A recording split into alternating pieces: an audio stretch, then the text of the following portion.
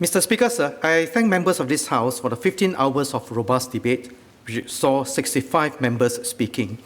So normally RUS speech is shorter than the budget speech, but this year it may be different. Now, and I also want to thank Mr. Chris D'Souza for his very moving and personal speech of what it means to be a Singaporean. And let me also thank Mr. Liang Yinghua, Chairman of Government Parliamentary Committee for Finance and Trade and Industry, for laying out the big picture and key issues clearly. Mr. Liang spoke about supporting our people through the immediate pain of the crisis and the need to take action to emerge stronger. Importantly, he did not shy away from the difficult conversation of how these important measures need to be funded and offered constructive suggestions. This sets the stage for this House to discuss the way forward. Over the last few days, the passionate debate went along a few threads. Some members elevated the debate to help Singaporeans appreciate the changing landscape and the need to act. Some members highlighted the importance of our reserves, the bold and decisive response mounted, and what it achieved. For some time, we have observed the gradual geopolitical and technological shifts. The world was slowly adapting to a rising China, which found its place alongside the US as an economic and military powerhouse. Inevitably, there has been some friction. Fortunately, the deep interdependence of markets and supply chains served as a stabilizer for world order as well as international trade and commerce. But COVID-19 disrupted this tenuous equilibrium and accelerated bifurcation and change.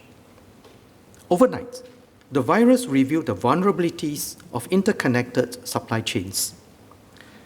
The race for vaccines and the rush for economic recovery have also surfaced nationalist tendencies. These events will play a significant part in countries' and businesses' calculations as they rebuild their value chains and business networks. Countries will seek for greater onshoring of their key industries for resilience. Businesses may rethink their globalization strategy and approach, giving more weight to resilience and reliability. Singapore can capitalize on them to emerge stronger, becoming more competitive and remain relevant to the world. First, nations and businesses will place a high premium on partners and locations which are reliable and predictable in their dealings.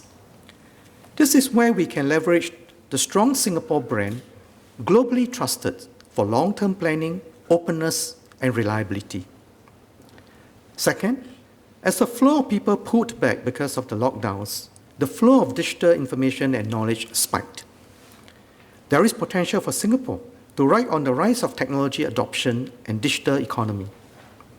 Third, climate change is a threat for humanity. We must do our part, create new opportunities from the global interest in sustainable development.